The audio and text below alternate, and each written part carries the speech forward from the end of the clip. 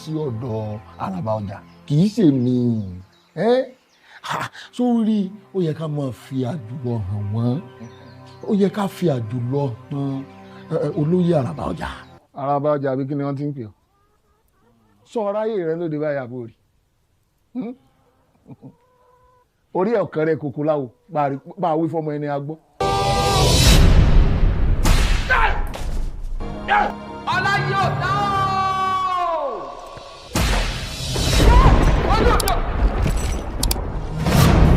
ẹ gbé orí yín sókè ẹ̀yin ẹnu ọ̀nà kí a sì gbé yín sókè ẹ̀yin ilẹ̀kùn ayérayé.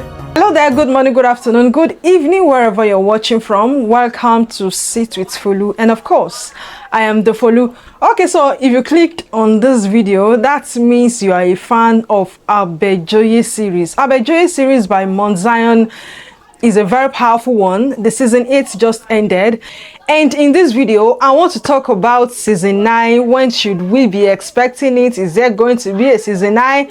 And also, most importantly, or more importantly, I want to talk about some powerful lessons that we should not miss from season 8, especially the last episode, because that episode 5 was fire, like so powerful. Okay, let me get into it. Should we be expecting season 5? Yes. Number one, if you notice that at the end of episode 5, season 8, to be continued was written. So that means we should expect a continuation of Abejoye series. And looking at the way the story ended, there are a lot of things to do, like a lot of stories to tell, a lot of grounds to cover. We want to know what happened to Abejoye. We want to know what is going to happen to Oluoje. Like a lot of things to talk about. And this season, we did not see Dedu. We did not see Dedu and her husband. And me, I missed her. All right, so there is going to be a season 9. There is going to be a season 9. But if you have been a fan of Abejoye for a while now, you are going to agree with me that it is usually, especially from I think season 2, it has been a December affair.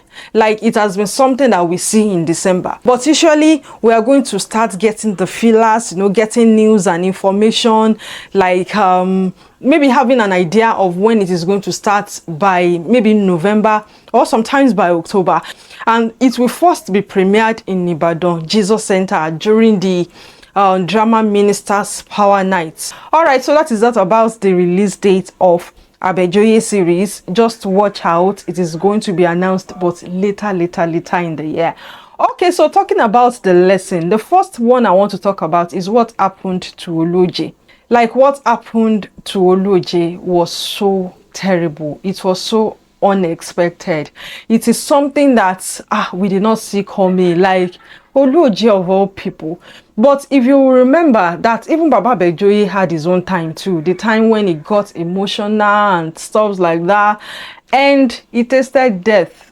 But Olubeja now brought him back from the dead and like restored him back to life. So Oluoje is learning his own lesson now, but there are some lessons that we need to learn from it. Now, if you see what Oluoje did there, he was more interested in proving a point. Like a lot of times, especially, it's just like when you have a gun and somebody attempted to, okay, for example, let's say that you have a double barrel gun and somebody with a pistol attempt to shoot you and the person did not succeed. And you now want to go and show the person that, see, I have a double barrel gun. I can even, I'm more powerful than you. And you now want to go and be proving points to that person. That is like what Oluoje did there. It was not really about Jesus. It was not about preaching Jesus or the gospel. It was about defending his honor. Like, God is God, though. God is not interested in show off. Like, he's the maker of heaven and earth.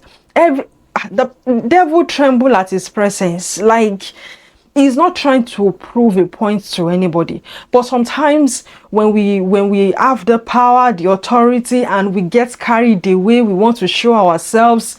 And that is exactly what happened to Oluoje there. And a lot of people will say, souls are perishing. We need to go and preach the gospel. The person making it.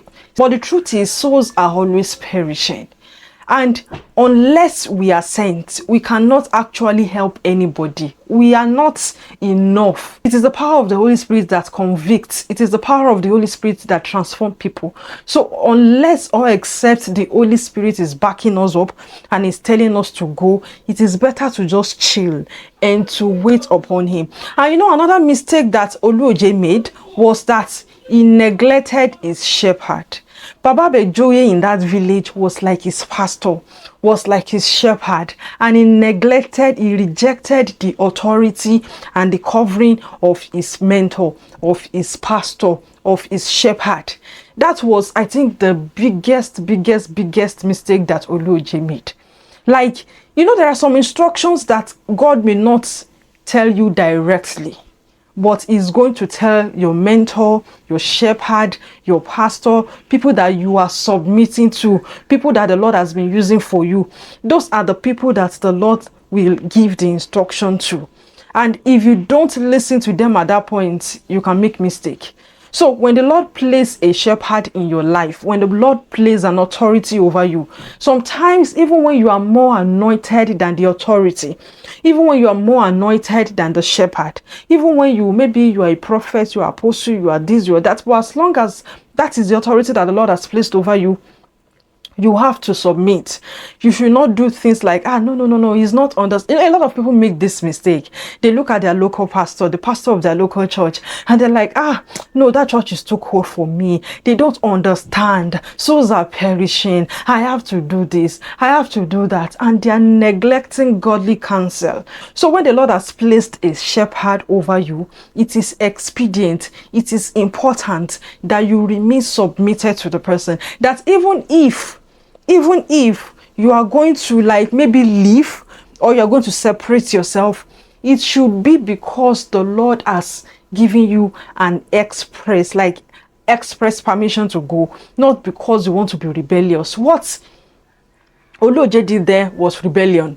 2 times Ogonwo tried to talk him out of it, but even Ogonwo even said, Baba Abejoye said, before you pray, come, but he did not listen. So that was like his biggest mistake, not listening to Baba Abejoye, who happened to be his shepherd in ministry.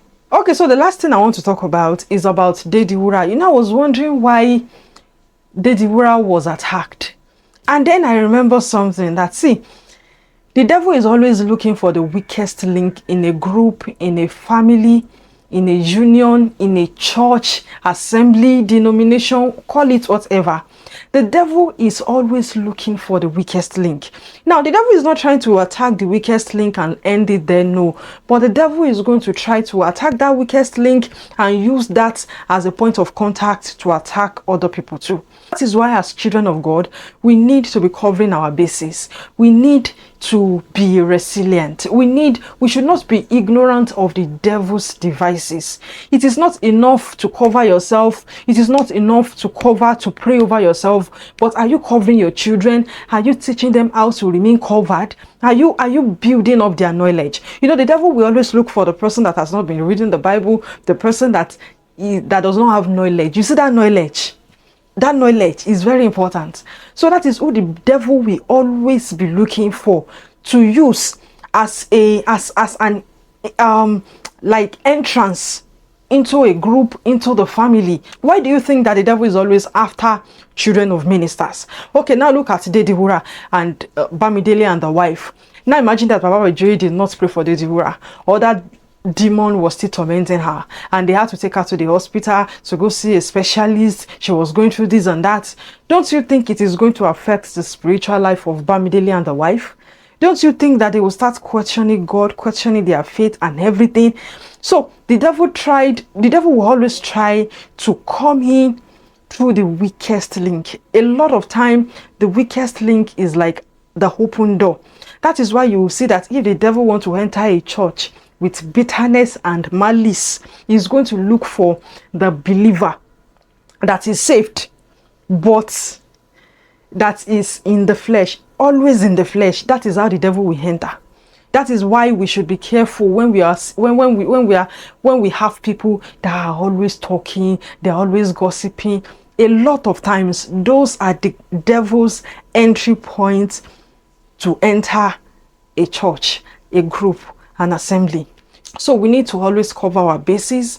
We need to be careful of the blind spot. And a lot of time when we see that we are under severe attack, like attacks are just coming in, look around. What are the weak links? And then we'll be able to block the devil off and destroy his foothold in our lives. Thank you so much for watching this video.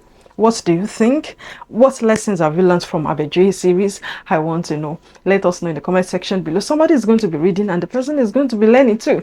Till I come your way again, this is Sit with Folu. And like I said before, I am the Folu. Take care of yourself and bye.